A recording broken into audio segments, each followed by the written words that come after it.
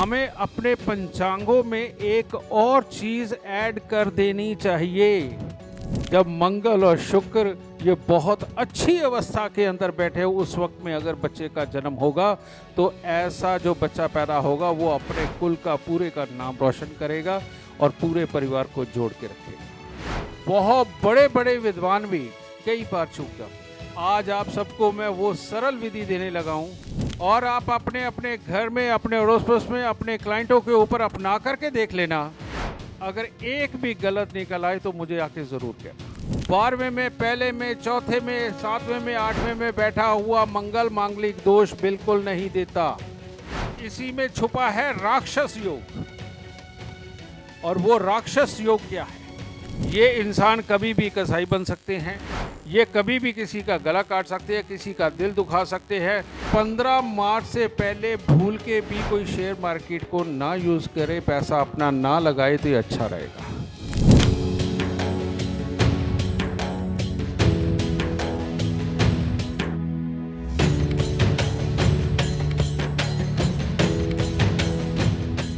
जय माता की। अब यहाँ मेरे सारे बड़े बैठे हैं, आप सब में भी उनको मेरा प्रणाम, बाकियों को मेरा आशीर्वाद। मैंने सिर्फ ज्योतिष से ही अपना सब शुरू किया, सिर्फ इसी ज्ञान को पाने के लिए सदा लालियत रहा और वो पाया भी। तो इसलिए मैं ज़्यादा बातें तो नहीं कर सकता, मैं सीधा इसीलिए हमेशा ज्योतिष पे आ जाता हूँ। ये संसार की उत्पत्ति, अगर उत्पत्ति हुई है तो ज्ञान भी बना है, अगर उत्पत्ति हुई है तभी सुख बना है, वही तभी दुख बना है। और या इस संसार के अंदर जो कुछ भी हो रहा है वो एक उत्पत्ति से ही तो शुरू हो रहा है। तो आज हम बात करते हैं उत्पत्ति की। अगर उत्पत्ति के नाम पे हम देखें तो सबसे पहले धरती पे क्या रहा? पानी, यानी कि चंद्रमा। फिर उसके बाद धरती, फिर धरती पुत्र मंगल। ये तीनों जब आपस में सही कॉम्बिनेशन में होते हैं ना, तो एक इंसान संपूर्ण इंसान होता है, वरना वो इंसान इंसान नहीं होता। इसीलिए हमें अपने पंचांगों में एक और चीज ऐड कर देनी चाहिए। और वो क्या ऐड कर देनी चाहिए कि आप बच्चा इस तरह से कंसीव करें कि जब जन्म कुंडली के अंदर चंद्रमा तो चलो 2.5 दिन की गति में बदल जाते हैं, जब मंगल और शुक्र ये बहुत अच्छी अवस्था के अंदर बैठे हो, उस वक्त में अगर बच्चे का जन्म होगा तो ऐसा जो बच्चा पैदा होगा वो अपने कुल का पूरे का नाम रोशन करेगा और पूरे परिवार को जोड़ के रखेगा। ये पंचांगों में हमें जोड़ने की जरूरत है, क्योंकि एक इंसान को नहीं पता। वो तो कहते हैं कि आज शिवरात्रि है, आज बच्चा ले लो, आज श्री कृष्ण जी का जन्म हुआ, आज बच्चा ले लो, या आज एकादशी है, या कोई भी और बड़ा पर्व है, उसको बड़े सम्मान के साथ देखते हैं, लेकिन वो आकाशीय गणना को नहीं जानते। और एक बच्चे का पैदा होने का जो समय है वो उसका भगवान बन के रह जाता है, उसकी सोच बन के रह जाती है, उसका कर्म बन के रह जाता है। अगर यही सब देखने के लिए तो हम ज्योतिषी बनते हैं।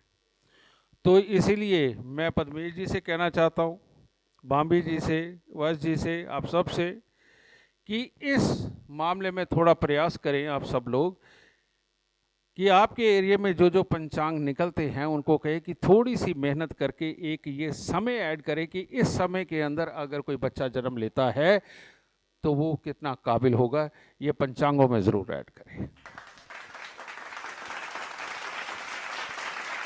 जब हम किसी भी जोड़े की शादी के बारे में सोचते हैं तो सबसे पहले देखते क्या है? चंद्र कुंडली। और उसके बाद में मंगल कार्य, वाकई में मंगल हो उसके लिए क्या देखते हैं? मंगल की अवस्था। तो ठीक आप सोचिए, चंद्र कुंडली यानी कि पानी जो धरती पे ऊपर 70% है, और धरती, इसको भी मंगल ही बोला जाता है, इसीलिए वो धरती पुत्र है मंगल। तो ये जो अवस्था शुक्र और मंगल की तय करना, ये की जाती है। आप सब लोगों ने मांगलिक के बारे में बहुत सुना होगा, सारे लोग ज्योतिषी हैं, आम इंसान भी जानता है। लेकिन मांगलिक दोष का निर्धारण करना ये संभव नहीं है हर किसी के लिए। बहुत बड़े बड़े विद्वान भी कई बार चूक जाते हैं, बहुत बड़े बड़े विद्वान भी। आज आप सबको मैं वो सरल विधि देने लगा हूं, और आप अपने अपने घर में, अपने अड़ोस पड़ोस में, अपने क्लाइंटों के ऊपर अपना करके देख लेना। अगर एक भी गलत निकल आए तो मुझे आके जरूर कहना। ये मांगलिक को चेक करने की आज मैं विधि देने लगा हूं। वो क्या है? लाल किताब में एक खास सूत्र है कि बृहस्पति पहले घरों में हो, यानी 1 से 6 घरों में हो, और केतु 7 से 12 घरों के अंदर अगर हो, तो ऐसे में चंद्रमा खराब होगा। ऐसे इंसान के भावनाएं उसके काबू में नहीं होती। वो हर वक्त वही काम करना चाहता है जो बिल्कुल आसान होता है, जो उसे अच्छा लगता है। तो ये जो योग है, ये चंद्रमा को खराब कर देता है। पहले तो यही देखना पड़ता है, क्योंकि शादी में पहले चंद्र कुंडली देखते हैं ना, तो इस तरह से पहले इसका निर्धारण करना पड़ता है, और ये लगन कुंडली से ही करना होता है, चंद्र कुंडली से नहीं। और खून के अंदर घुले हुए वो जो लाल सेल्स है, रेड सेल्स है, उसका ख्याल रखना बहुत जरूरी है। पानी खराब हो गया, चलो कोई बात नहीं, लेकिन मंगल का स्ट्रांग होना बहुत जरूरी है, मंगल का अच्छा होना बहुत जरूरी है। और अगर कहीं ये भी खराब हो जाए, तब बनता है मांगलिक दोष, तब बनता है मांगलिक दोष। उसके बिना 12वें में, पहले में, चौथे में, 7वें में, 8वें में बैठा हुआ मंगल मांगलिक दोष बिल्कुल नहीं देता। बहुत अच्छा योग बनाता है कि अब यह कर्मठ होगा, अपनी जिम्मेवारियों को समझेगा, अपनों को साथ लेकर के चलेगा और हर काम को संपूर्ण करेगा। बल्कि उल्टा ये योग बनता है। अब यह मांगलिक कैसे बनता है? तो पहले आप, जो मैंने पहले कहा चंद्रमा का खराब होना, उसे साइड पे रख दीजिए। अब मांगलिक योग को देखते हैं। अगर जन्म कुंडली के अंदर पहले घर में, तीसरे घर में, 8वें घर के अंदर केतु या बुध हो, और तब मंगल 12वें में, पहले में, चौथे में, 7वें में या 8वें में बैठा होगा, तब वो कंप्लीट रूप से मांगलिक बच्चा होगा। तब वो बच्चा कंप्लीट रूप से मांगलिक बच्चा होगा। और ऐसी अवस्था में फिर आगे गणनाएं शुरू होती है कि 12वें घर में बैठा होगा तो क्या होगा? जीवन साथी के बिस्तर के सुख, 12वां घर बिस्तर का सुख है, इनके बिस्तर के सुखों में गड़बड़ी होगी। इसीलिए वहां पर भी मांगलिक बच्चा ही चाहिए, जो उसी की तरह का हो, उसी की तरह की मानसिकता का हो। लग्न के अंदर हो तो ऐसा इंसान या तो खुद को बहुत खराब करेगा या जीवन साथी को जीने नहीं देगा। चौथे घर में हो तो पूरे परिवार को ही जीने नहीं देगा, घर की मन की सुख शांति ही नहीं होगी अगर ये मांगलिक हुआ। और 7वें में हो तो ऐसा इंसान कमाई के लिए दर दर भटकता होगा, जो कमाएगा नहीं, जीवन साथी को क्या खिलाएगा। और अगर 8वें में हो तो उसने रोज नई मुसीबतें पैदा करनी है, रोज मंगल के अंदर अमंगल पैदा करना और बीमारियों का घर होगा। इसीलिए मांगलिक दोष खतरनाक माना जाता है। लेकिन अब आ जाइए, इसी में छुपा है राक्षस योग। और वो राक्षस योग क्या है? अगर जन्म कुंडली के अंदर बृहस्पति पहले और केतु बाद में हो और चंद्रमा भी खराब हो, और ये जो मैंने आपको बताया है कि बुध या केतु पहले, तीसरे या 8वें घर में हो, या शुक्र 9वें घर में भी होने से मंगल बद होता है, बुरा होता है। ये लॉ अगर अप्लाई हो रहा है, इधर चंद्रमा खराब, इधर मंगल खराब, तो बेटा ये राक्षस योग क्या है? ऐसे इंसान की भावनाओं पे बिल्कुल काबू नहीं रहता। ये इंसान कभी भी कसाई बन सकते हैं, ये कभी भी किसी का गला काट सकते हैं, किसी का दिल दुखा सकते हैं। रोज अपने भाइयों को दुख देना, अपने परिवार को दुख देना इनके लिए आम बात होती है, क्योंकि ऐसे इंसान की बुद्धि कभी भी समझ नहीं पाती, दूसरा आदमी कोई समझा नहीं सकता। ऐसे इंसान अपनी इतनी ज़्यादा अकड़ और इतनी ज़्यादा हिम्मत में रहते हैं कि उनको अपने फ़ायदे नुकसान और दूसरे के फ़ायदे नुकसान से कोई मतलब नहीं होता। ऐसे खर दिमाग को चलाना या उसके साथ में जीना कोई आसान बात पड़ी है? नहीं चल पाता। एक समझदार इंसान, नॉर्मल समझदार इंसान जिसे कुछ समझाया भी जा सके और वो भी हमें समझा सके कुछ, ये जीवन और समाज को चलाने के लिए अति उत्तम अवस्था के लोग होते हैं। पर ये जो मैंने बताए हैं, यही वो लोग हैं जो किसी के बीच में रहना नहीं चाहते। पर मजबूरी क्या है, ये खान पान, ये सुविधाएं कहाँ मिलेगी, इसलिए रहते ही घर पे हैं। लेकिन घर में जो साथ रहते हैं उनका जीना मुश्किल कर देते हैं। तो इसीलिए अब इन बातों को हमारे ऋषि मुनियों ने समझ करके कि भाई ये तो जगह जगह पैदा होंगे, पहले तो जन्म समय तक लिखने का विधान नहीं था, तो कैसे इनके बारे में पता करें, कैसे इनका इलाज करें। तो ऐसी अवस्था के अंदर हुआ क्या, चंद्रमा को शुभ करने के लिए, अपने बड़ों का आशीर्वाद प्राप्त करने के लिए, भोलेनाथ का आशीर्वाद प्राप्त करने के लिए खीर मंदिर में देने से चंद्रमा अच्छा होता चला जाता है। जन्म कुंडली के अंदर लाख खराब हो, उस चंद्रमा को अच्छा करना यानी कि बुद्धि को नरम करना, विचारों को स्थिर करना।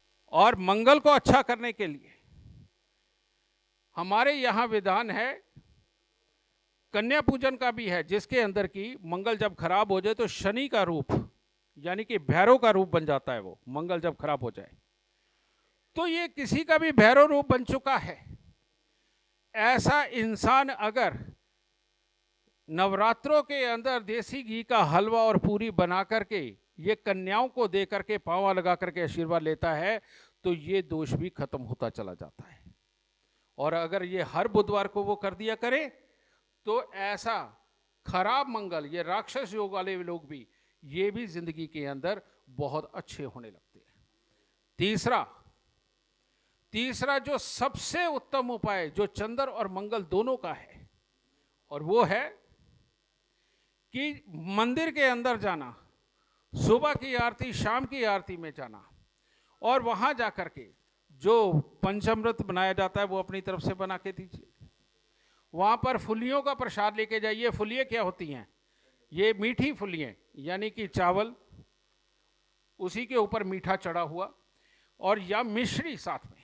मिश्री कौन सी? धागे वाली, चीनी वाली बिल्कुल नहीं। ये जब आप मंदिर में लेकर के जाते हो तो ये चंद्र मंगल की मिश्रित वस्तुएं है। इसीलिए हमारे मंदिरों के अंदर आज भी मीठी फुलियों का प्रसाद और मिश्री का प्रसाद बांटा जाता है और यही चढ़ाया जाता है। ये चंद्र मंगल को अच्छा करने के लिए किया जाता है। और जिसके चंद्र मंगल अच्छे हो जाएं, उसकी गृहस्थी अच्छी, उसकी मानसिकता अच्छी, उसके संस्कार अच्छे, वो अपने परिवार को लेकर के चलने वाला, अपने समाज को लेकर के चलने वाला, और जीवन के अंदर रुपया पैसा प्रॉपर्टी वाहन के सुख सब कुछ पा लेने वाला, ये चंद्र मंगल के अच्छे वाला ही होता है।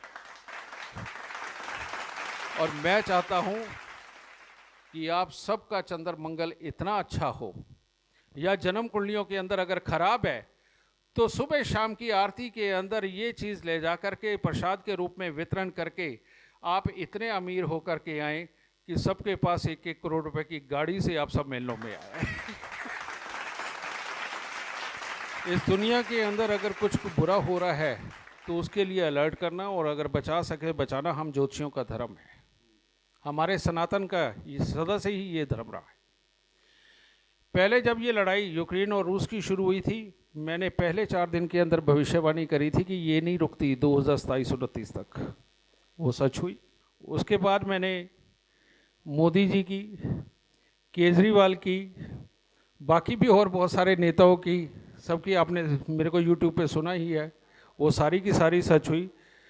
आजकल शेयर मार्केट की गिरावट बहुत बुरी तरह से हो रही है। आज से 20-25 दिन पहले मेरे पास कई लोग आए बेचारे जो बर्बाद भी हुए, बहुत नुकसान हुआ। तो मैंने 3-4 दिन लगा करके इस चीज़ को पूरा समझा और पिछली बहुत सारी डेटे चेक करी। तो आज शंकराचार्य जी के सामने मैं ये अनाउंस करता हूँ कि 15 मार्च से पहले भूल के भी कोई शेयर मार्केट को ना यूज़ करे, पैसा अपना ना लगाए तो ये अच्छा रहेगा। और 16, 17, 18 मार्च के बाद आप जो लेंगे वो गिरेगा नहीं। ये हमारे ज्योतिष ने हमें बताया, जो मैंने आप सबको बताया। तो इस बात को अपने अपने एरिया में ये बता करके लोगों का भला करे ताकि लोग बर्बाद ना हो। तो 15 मार्च के बाद ही शेयर मार्केट उठेगा, उससे पहले नहीं उठेगा। जय माता दी, जय माता दी।